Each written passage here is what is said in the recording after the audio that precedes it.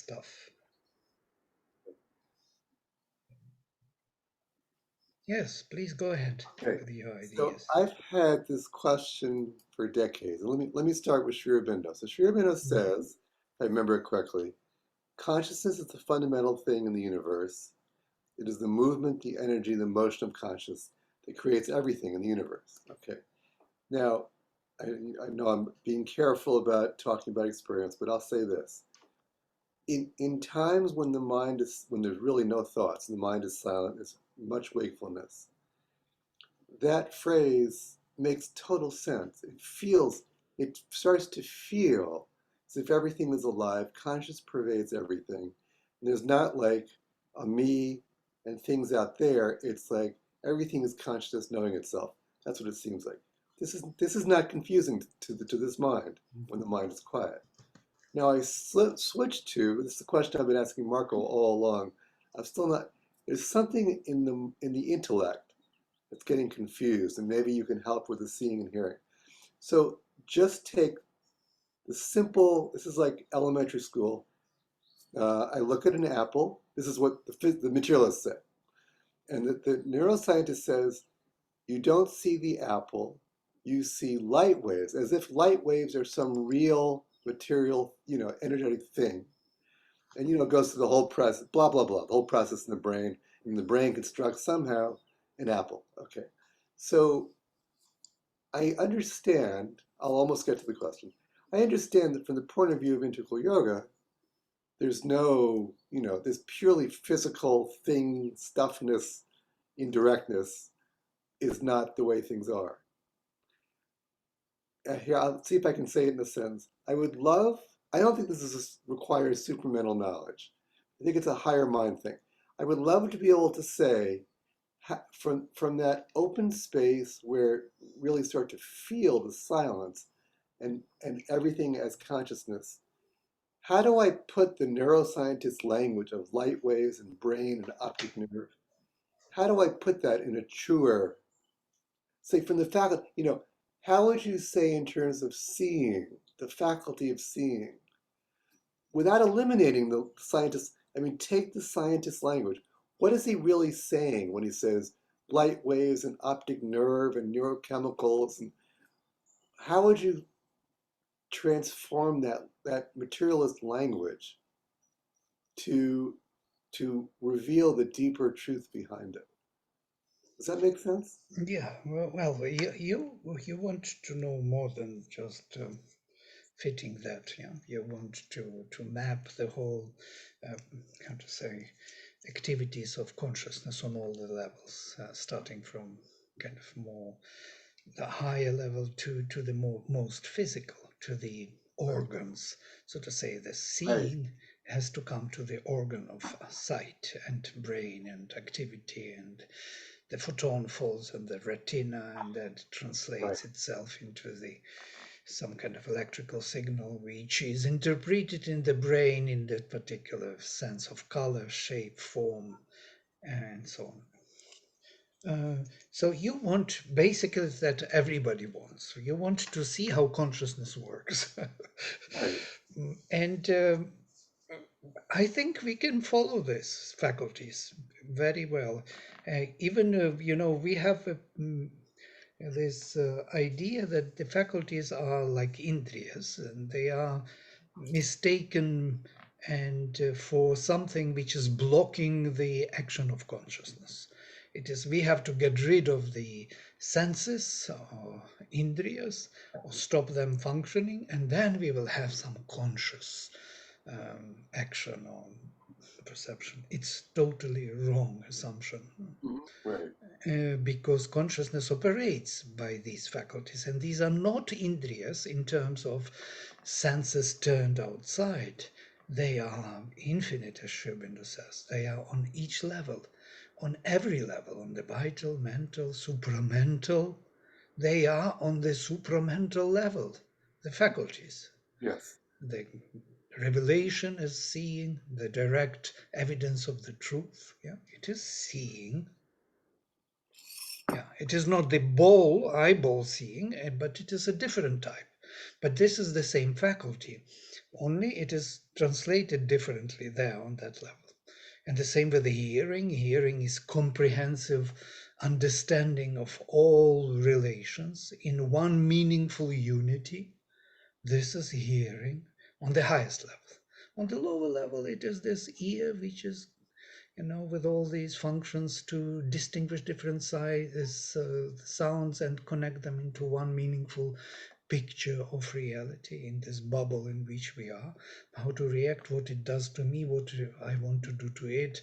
It all kind of justifies all of those meaningful relations.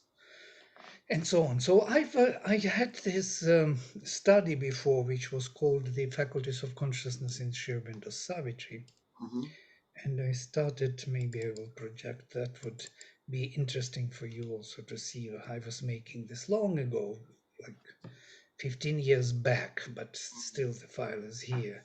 So you could see how many times Sri Aurobindo uses different words connected to the actions of consciousness or the faculties. Yeah.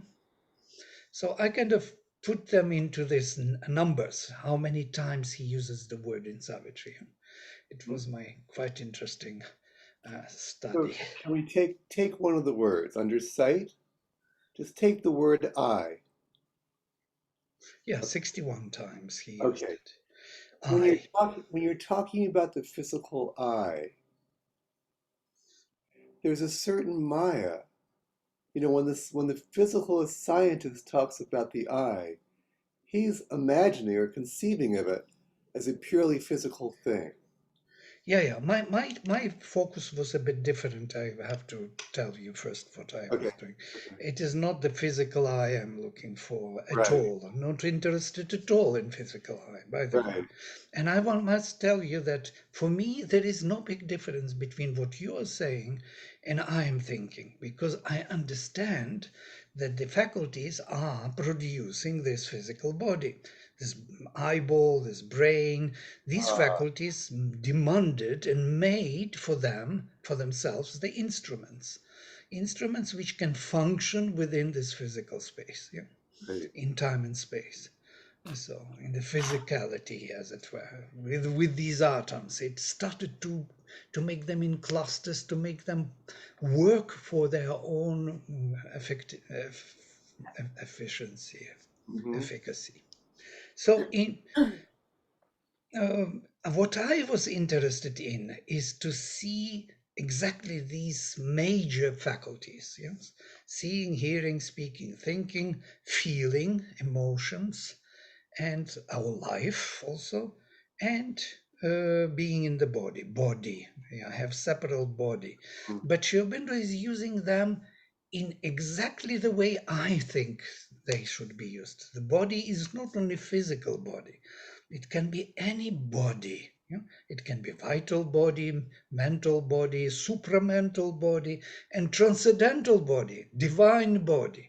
It Right. can be body as something like embodiment of all the faculties, holding them together within one focal point. So once I started to kind of unfold this, I started to learn from him how these faculties work, because he's using them very precisely in Savitri. And here I'm just highlighting few of them to show you how he uses mind, inner sight, flash, watched, peered into gleaming endless corridors, silent and listening in the silent heart.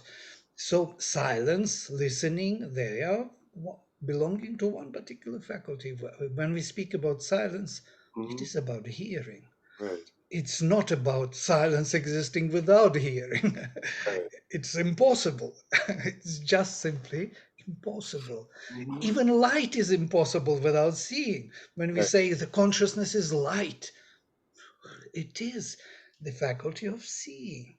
So we ignore this seeing, hearing, and then we speak about light and silence in thinking that it is something else. It is not. It is Right. these very faculties. Let me repeat that. Light is impossible without seeing. Yes, exactly. Yeah. The Yes. same silence is impossible without hearing. So just to say, when you say light is impossible without seeing, this is, to use a pun, light years from the way scientists think. As ordinary scientists would never think that. Light, Well, the thing comes first, then seeing comes afterwards. but well, it's so obvious to to well, not only from the Upanishadic point of view, it is obvious. It's obvious to anyone who starts thinking about Yes, how consciousness operates. right, But we ignored senses, and we thought from Sankhya times that yeah, senses are our problem. Yeah? right, To reach to consciousness, and when we come to consciousness, we call it this sakshi or witness. Witness, sakshi is the one who see akshi. Aksha is the eye, the right. seeing one, the one who can witness. What is witnessing? So there is seeing, hearing, and what we call sensing, yeah? Touching.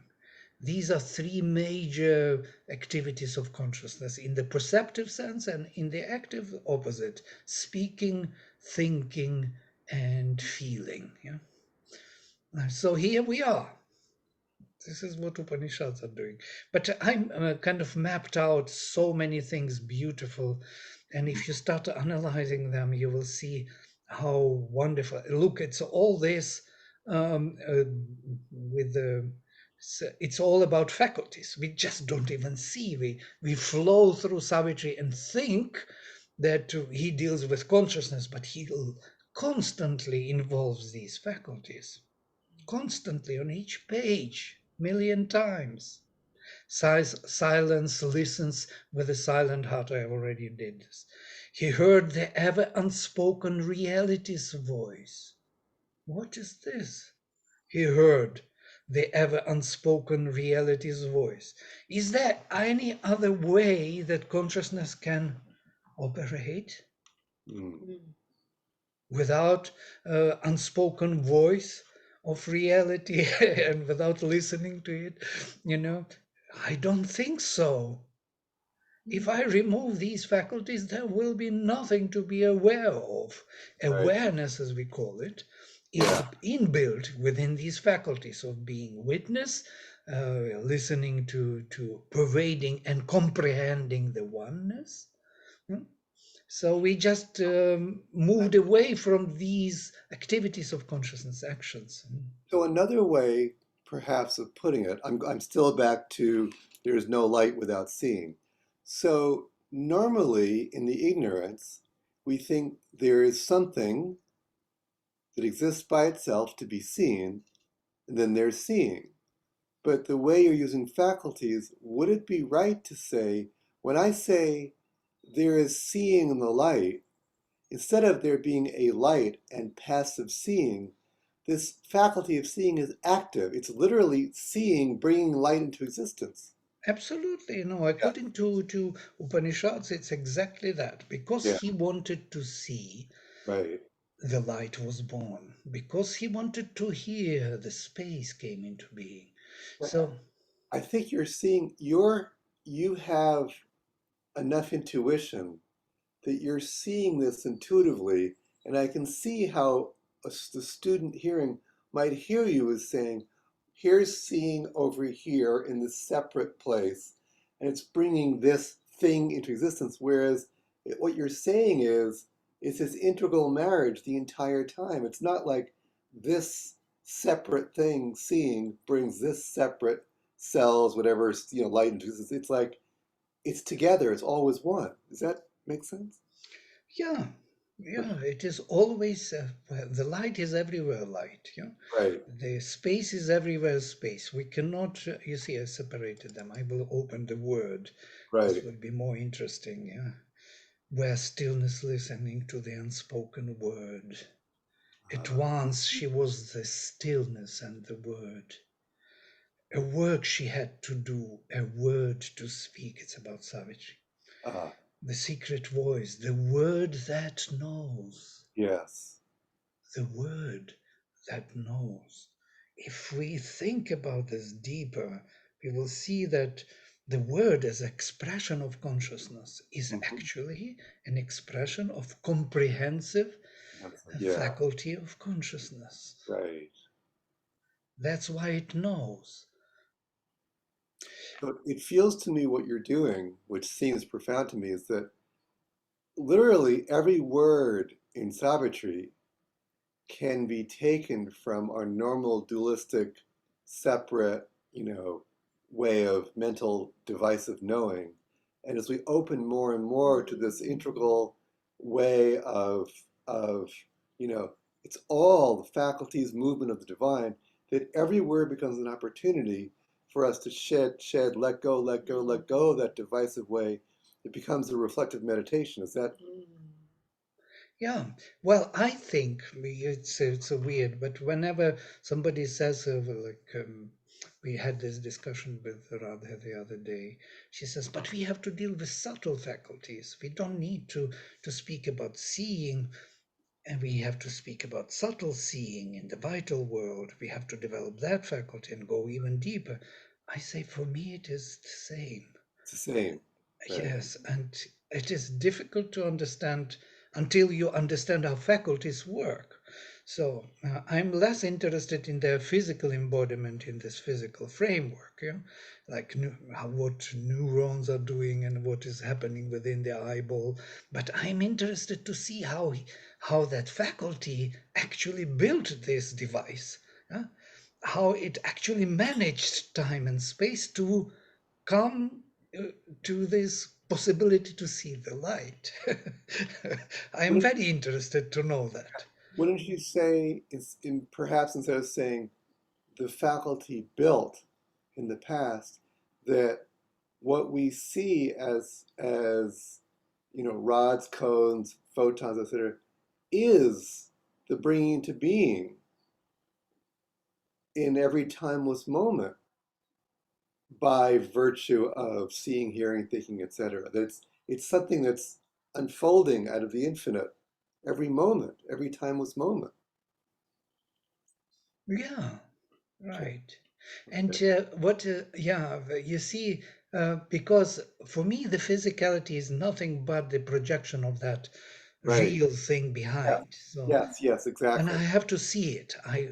When I study physical kind of components of the body, I'm looking for that.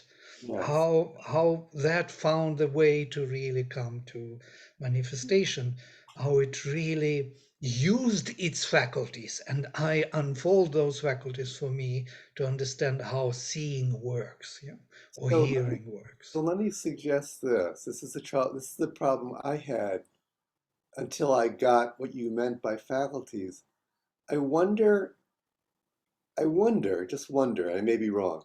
I wonder the extent to which, because this is so natural for you, you may not be feeling the extent to which the people you're talking to are so rooted in this dualistic, materialistic, physicalist thing.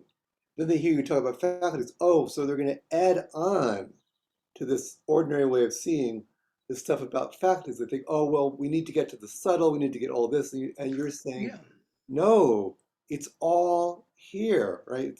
It's yeah. all, yeah. It's all spiritual already, even in the Yes, physical. Mhm. right.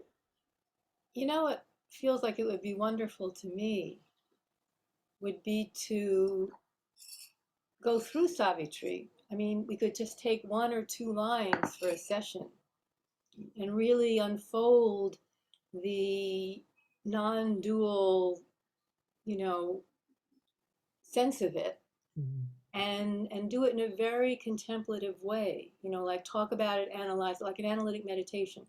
Use the mind to think about it and unfold it and talk about it and understand it, and then leave some time, quiet time, to really, take it in and let Mhm. it change our sense of things from the inside out. Could be a very interesting study for all of us, so to say, studies of psychological studies of presumptions of why Sri Aurobindo uses this or that formulation, because he's very precise with faculties, and I noticed he will never use one or the other. Seeing and hearing will be totally kind of connected differently. You will see, for example, you will see here, these are beautiful passages, just found them. There are many of them, there are millions of them, but I just started, you see, page after page, in page 33, 37, 38. I'm going in within one canto even. I'm not going everywhere.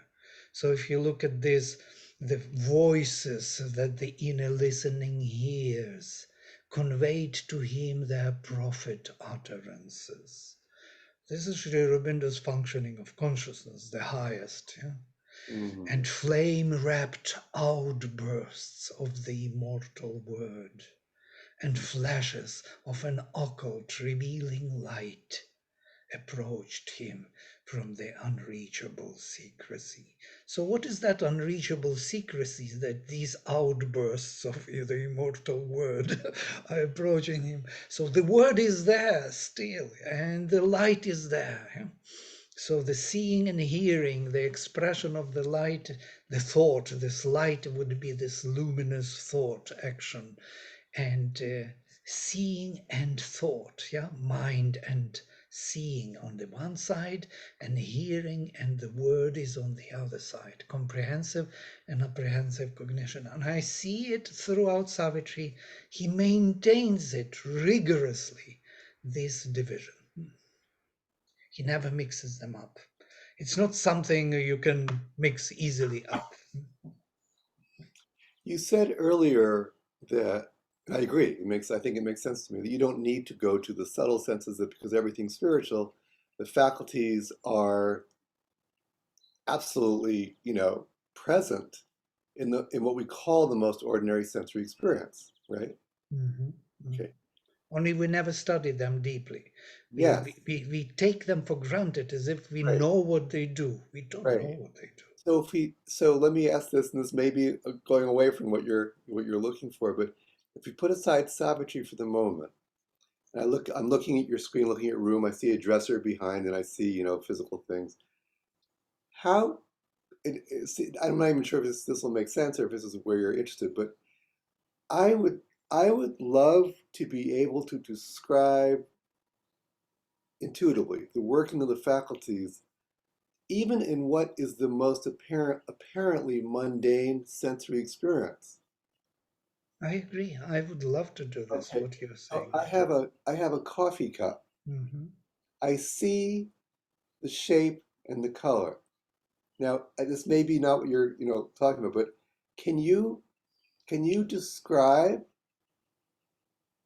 in your own language how the faculties of consciousness are active in Don seeing the cup? In dawn, seeing the cup. This would be quite a task. If You it would be me seeing the cup, that don't would know, be then no, that's fine. No, so you seeing whatever. Make it personal. Yeah. But every challenge is welcome. Even Okay. how you see the cup, I would Okay. love to see how I could see how you see the cup. Yeah, Okay. because it actually opens up the connectivity of consciousness that we operate by the universal faculties. I could see with your eyes. Yeah, I could feel with your feeling. I can. Yeah, I have this capacity. Only I never exercised it. I never tried it, but and never succeeded in it. So, but we could force ourselves, push ourselves even in that direction. But let us start with this. Okay. You start description of how you see it. Yes. What is happening to you? Because why should I start with your kind of? Yes, that's right. That's right. So what comes now, I'm looking at what happens spontaneously without making an ordinary mental decision. So immediately what happens when it feels like there's a there's a sweetness and a psychic opening and an aspiration to see more deeply what is this deeper faculty of consciousness that in seeing, okay, so right away there's a sense of a field of there is, shape of body, seeing cup, color, and the color. Oh, yeah. So now the color begins to be felt not as a thing out there. The color is a reflection through seeing of an aspect of consciousness, and the shape and the color and the words coming through, um, and they're sort of getting a sense of the energy and the movement of consciousness, and the shaping of it. And I feel like I'm running out of words. That's a little that's a little bit of Running out of the word is good. So yeah, but what you were leading is very interesting. How could you perceive the color? Let us say color as a delight coming to you, yes, yes, in some form, which is good for you or not good for you. So to say, what does it create within you? What reaction? It may be a kind of it can be, or it can be yeah, reaction. right, So. good, mm, and that depends on your state of consciousness. uh-huh, Any uh-huh, color can be or yeah, right. because because of that particular state in which you are. The And black color can be very resting as and you very say warm. that, I noticed there is a little break, a chip in the cup, and I could feel as you invite me to look at that, it feels like initially there's a noticing of a vital ego reaction. My cup, Mm, oh, broken, and letting go of that. There's that rasa, just like the rasa of the change of shape, and now this becomes a sort of delight of variation and changes, and even humor at the egoic reaction, and a certain equanimity and joy at this sort of play. The faculties, in the course of evolution, are bringing up this egoic stuff and changes and apparent mistakes and lack of perfection and mental judgments.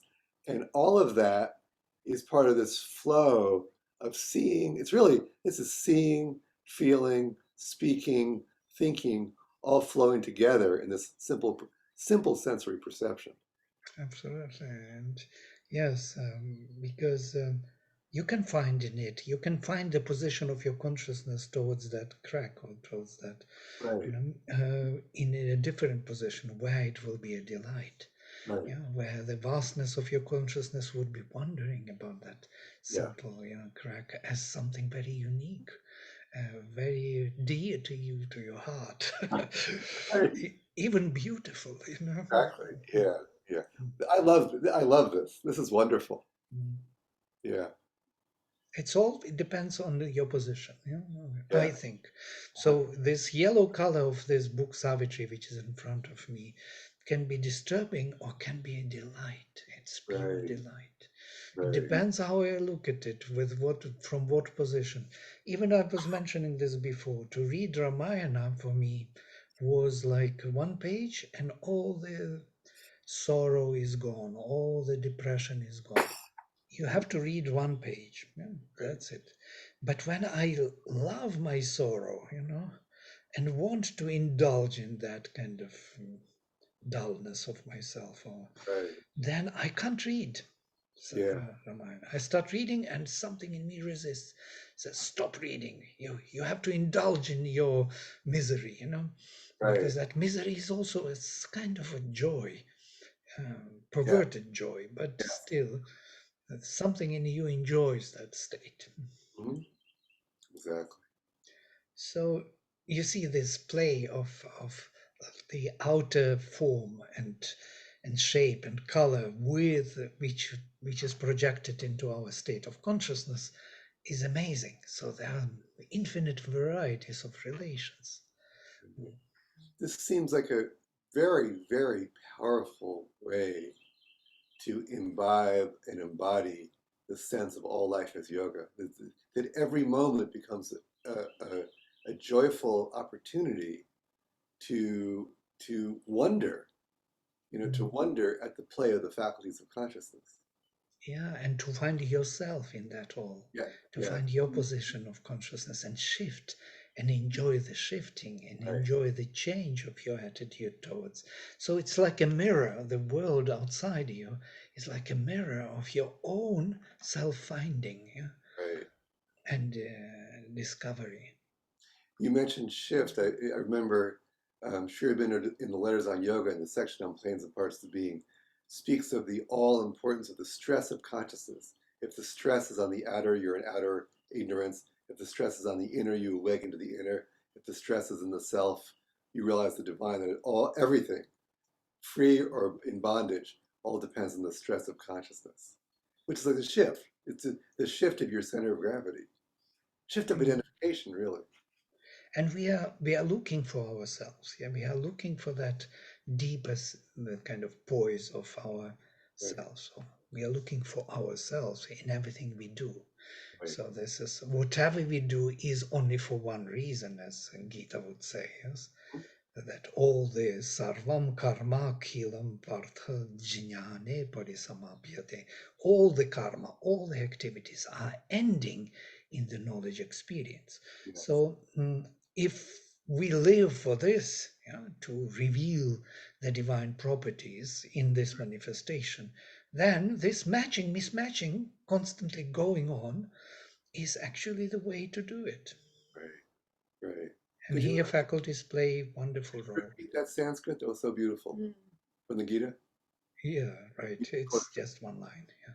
So you want to know it. from where it is? No, just repeat it. Ah, It sounds sarvam karma khilam partha jnane parisamapyate. Sarvam, all karma, all the action, akhilam, without remainder. O akilam. partha, Right. akhilam. Akilam. Akhilam is without remainder, without a drop Sarvam left. akilam. Jnane, in self-realization, in knowledge actually. Sarvam Parisamapyate. akilam jnane. Yeah, jnane parisamapyate. Parisamapyate ends or fulfills or kind of yeah, excels in knowledge experience. Mm, So that's why we act. We don't act for the sake of acting and surviving only. right, This is a wrong term given to us. We think that we have to act, otherwise we would not survive. This is not our purpose. right, Acting is to know, to right. discover oneself. Mm, beautiful. Wonderful. Well, this should be our Sunday Sangha. All right. Well, just wanted always to emphasize these faculties. For Yeah, me, it is a delight. Yeah? yeah. Even if nobody follows it and nobody wants it, because it's too complex, and every time I came to the stub, kind of to the blockage somewhere, because I still go there and I can breathe there. I Mm. think this connecting it to people's ordinary experience might help a lot for people to Could get it. be. 'Cause I think, when I had that little revelation, how I'd been hearing it wrong about a month or two ago, and once I heard it, I thought, this is not, doesn't have to be complicated. It can be very, very simple. It And I is think, simple, actually. well, but people don't realize it. Yeah, because we have to explain it to our mind, which is very complicating things. Yeah, and Right, when we are going through Sri Aurobindo's, I understood that these faculties came to being through those secret operations. Yeah, right, they are built on those operations. They're right. kind of a particular emphasis of one of those operations, domination of one of those over others. They Right. have to be all present, but one of them stands out, so to say. Hmm. In seeing it will be prajnana, yes, objective viewing as such. So we have to see the thing as it is, yeah, not as we want it. And Hmm. that is the major crux of seeing. Right. I just got it, and so I can anywhere discover it all the time, even Mm, in the physical sense. Yeah. right, right. So, and then for hearing, it's just the opposite. It is comprehensive Mm, understanding how things relate. It's a relational knowledge. It connects everything into one meaningful relation. Yeah? Why it is that, what it can do to this and that can do to that. So it knows all that. It is more vijnana. Yeah? mhm. The answer So to the combination problem. The, the, yes, The answer to the the, scientific, go the ahead. combination problem that Marco talks about in the book. The bind, right. what brings things together, what gives them meaning. If they're all separate things, how do they come together as a whole single meaning? Yeah. Vijana, comprehension. Yeah, this is comprehensive intellect in the mental framework, but uh, highest it is Vijnana, exactly that, where everything meaningfully connected, everything. As we had very beautiful session with Shraddhala, walking around, looking at nature, trying to see the beauty in ordinary things and divine presence in ordinary things, you Right. know. And it was a wonderful, wonderful session. And What a there he was also telling about this, that everything is connected. Yeah. You sneeze here and it would be there. The whole universe is readjusting itself. We just right, don't see it.